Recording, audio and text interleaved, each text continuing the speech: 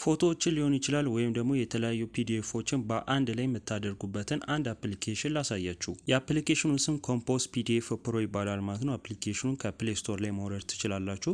አፑን ካወረዳችሁ በኋላ ትከፍቱታላችሁ።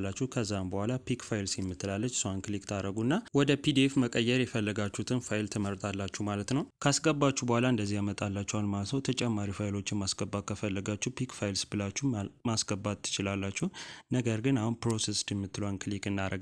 ከዛ በኋላ ወደዚህ አይነት ሲያመጣን ፔጅ ሌይአውቱን እዚህ ጋር ትመርጣላችሁ ማለት ነው። እንዲሁም ደግሞ ፖርትሬት ወይም ደግሞ ላንድስኬፕ የሚሆኑም እዚህ ጋር እናንተ ትመርጣላችሁ። እንዲሁም ደግሞ ፔጁ ባክግራውንድ ይኖረው ወይም ደግሞ አይኖረውን የሚለውን እሱን ትመርጣላችሁ ማለት ነው። ከዛም በኋላ ፕሮሰስድ የምትሏን ክሊክ ታደርጋላችሁ።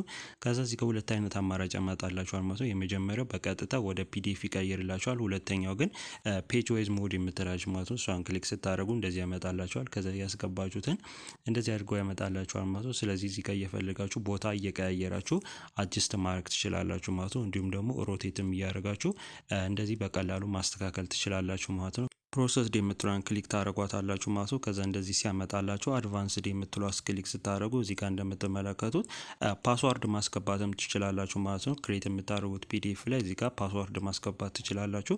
ከዛ እነዚህን አስገብታችሁ ከጨረሳችሁ በኋላ ሴፍ ትሉታላችሁ። ስለዚህ በቀላሉ እንደዚህ እያደረጋችሁ ፒዲኤፎችን መስራት ትችላላችሁ ማለት ነው። ይህ ቪዲዮ ከተመቻችሁ ላይክ እና ፎሎ እንዳይረሳ።